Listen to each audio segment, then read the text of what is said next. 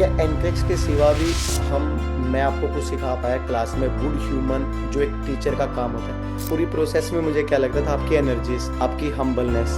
जो भी हाँ बच्चे एग्जाम के लिए जा रहे हैं एटलीस्ट 10 दिन 15 दिन पहले do CAT as many as, क्योंकि उससे एग्जाम के पैटर्न के बारे में पता चलता है पता फिर। चलता है। हाँ पहले से ऐसा ही था कि मतलब बहुत हार्ड एग्जाम है। हाँ मतलब कितनी मेहनत करनी पड़ती है तो मतलब पास होती है और वो सब। तो हाँ। मतलब मैंने सोचा था, फिर बाद में मैंने ऐसा हुआ कि होगा कि नहीं होगा मेरा पास।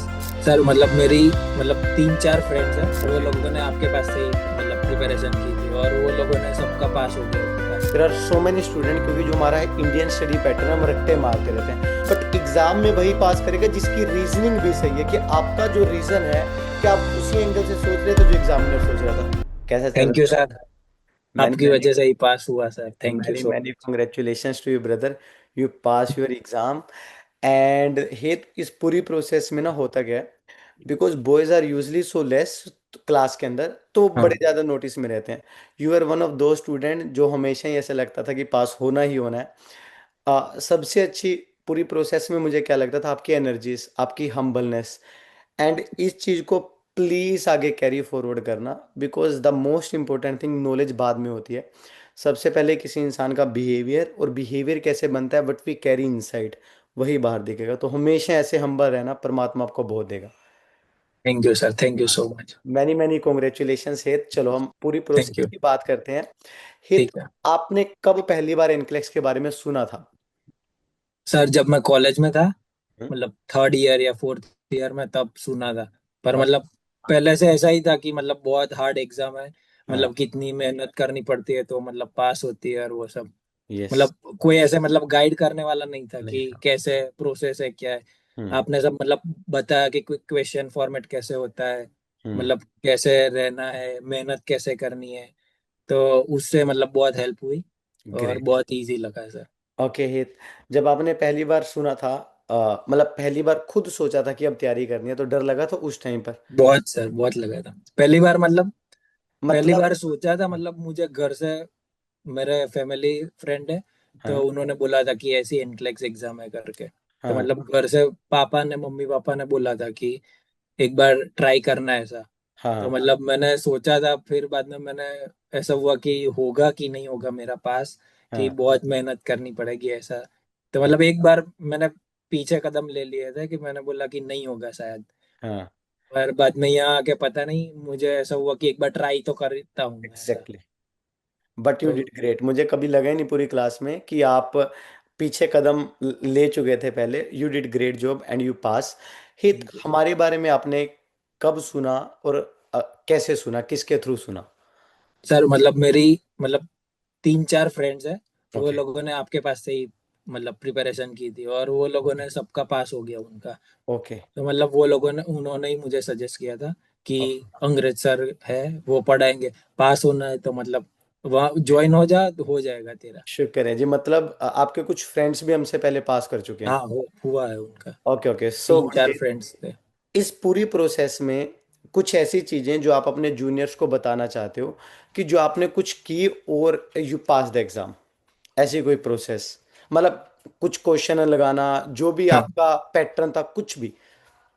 सर, मतलब मैं तो वही सजेस्ट करूंगा, क्लास में आप जो पढ़ाते वो मतलब ध्यान से सुने, हम्म नोट्स बनाओ, पर मतलब ऐसा नहीं कि सिर्फ नोट्स ही पढ़ो। हम्म। 1-2 बार पढ़ी, मतलब ऐसा हो गया कि पता चल गया तो फिर बाद में क्वेश्चन आंसर्स पर ही जाओ। और एग्जैक्ट। क्वेश्चन आंसर्स में, अगर क्वेश्चन आंसर्स कर रहे हो तो बाद में उसके रेशनल है कि मतलब आप सही है या गलत है।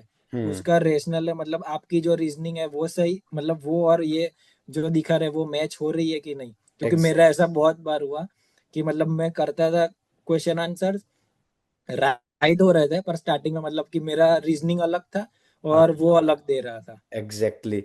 That's what I want to teach so many students. एक आपने पहली बात बोली, there are so many student, क्योंकि जो हमारा इंडियन स्टडी पैटर्न है, हम रट्टे मारते रहते हैं, और उनको लगता है कि टॉपिक पता ही नहीं कितनी बड़ी चीज़ है, वो टॉपिक पे ही रहते हैं। आपने बोला कि टॉपिक 1-2 बार पढ़ो, गुड टू नो, पता चल गया, अब इंप्लीमेंट करो।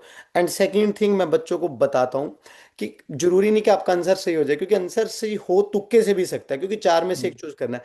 बट एग्जाम में वही पास करेगा जिसकी रीजनिंग भी सही है, कि आपका जो रीजन है कि आप उसी एंगल से सोच रहे थे जो एग्जामिनर सोच रहा था। So good. कितने टाइम प्रैक्टिस करते थे हित? सर मतलब मेरी एग्जाम थी तो मतलब मैं हर रोज वो मतलब 5 घंटे या ऐसा वो पूरा प्रैक्टिस। कैट फॉर्मेट का एग्जाम करता था। हम्म और फिर वो एनक्लेक्स का मतलब वो था, जो 2 सेट थे ये यू वर्ल्ड में आए थे, हम्म तो हम्म वो वाले कर रहा था। हम्म मतलब फिक्स टाइम रखा था कि हम्म। ये टाइम पर ये इतना करना ही है। बाद में परफेक्ट। उसके सबके रेशनल देख लेता था रात को। CAT test are so important. जो भी हाँ बच्चे एग्जाम के लिए जा रहे हैं एटलीस्ट 10 दिन 15 दिन पहले do CAT as many as, क्योंकि उससे एग्जाम के पैटर्न के बारे में पता चलता है। पता फिर चलता है हाँ। दो तीन चीजें और मुझसे आपसे पूछनी है। एक, जो आपने हमारे बारे में सुना था अपने फ्रेंड्स के थ्रू, एज यू सेड कि there are so many friends who pass from us, क्या हम उस एक्सपेक्टेशन पे खरा उतर पाए? Yes sir, definitely sir. क्या मैं आपकी कुछ हेल्प कर पाया क्लास में? बहुत सर। Sir okay. मतलब एनक्लेक्स के अलावा भी मतलब बहुत कुछ सीखने को मिला आपके थ्रू। So good. क्या जो हम क्लास में question answer case case studies करते हैं, did it help you to pass? हाँ सर, मतलब वहां से ही मतलब मुझे आइडिया आया कि मतलब रीजनिंग कैसे बिल्डअप यस। करना है, हम्म। क्या सोचना है, और क्वेश्चन में क्या दिया है तो उसके हिसाब से ज्यादा ओवर थिंक नहीं करना है। एग्जैक्टली। जो दिया है वही है, मतलब क्वेश्चन में अगर ओवर थिंक किया तो फिर जाएगा, गलत जाएगा मतलब। एग्जैक्टली एंड एनक्लेक्स भी बोलता है दोज हु एज्यूम उनको तो मैं फेल कर ही दूंगा।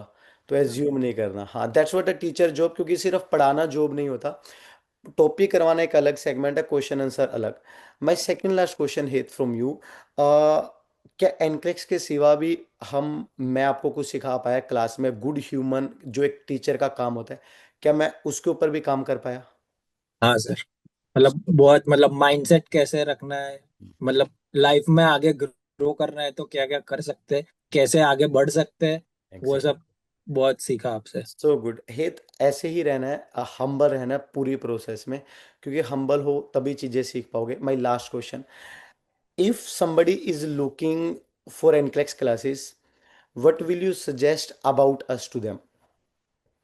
मैं मतलब वो ये यही सजेस्ट करूंगा कि मतलब अगर एनक्लेक्स पास करनी है तो मतलब अंग्रेज सर के पास आओ, और मतलब सर जैसे सिखा रहे वो करो, और मतलब जितना पढ़ा रहे वो करो, क्वेश्चन आंसर अटेम्प्ट करो, तो पक्का हो ही जाएगा आपका द भी। मोस्ट इंपॉर्टेंट थिंग इज क्या कहते हैं, साइकोलॉजिकल पैटर्न। हाँ, mindset. Mindset is most important, क्योंकि आप जितना मर्जी पढ़ लो, अगर आप यहाँ से डाउन हो एंड आपको बिलीव ही नहीं है, सो टीचर जॉब सिर्फ पढ़ाना नहीं है और बच्चे को बिलीव भी करवाना है कि you can do. Thank you और सो मच। हाँ जी, हाँ जी, हाँ थैंक जी। यू। हाँ, मैं यही बोल रहा था कि मतलब आपने जैसे बोला था एग्जाम के पहले मतलब पूरा कुछ माइंडसेट पहले से रखा नहीं था कि ये आएगा, क्वेश्चन के बारे में कुछ नहीं।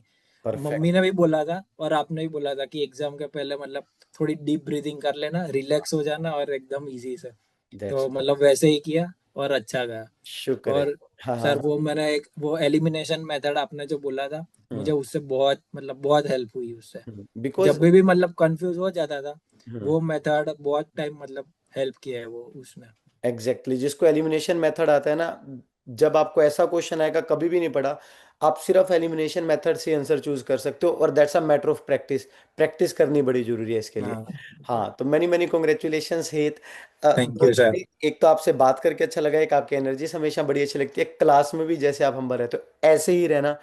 Thank you so much brother, अपना इतना वाइटल टाइम देने के लिए। होप थैंक हम यू सर। कभी ना कभी आगे मिलेंगे एंड वी विल ज्वाइन, क्या कहते हैं जी, कभी ना कभी एक सक्सेस पाथ में क्या कहते हैं पक्का ज्वाइन सर, करेंगे पक्का। और मिलेंगे। आपके साथ मैं हमेशा कनेक्टेड ही रहूंगा सर। शुक्र है जी, थैंक यू सो मच हेत।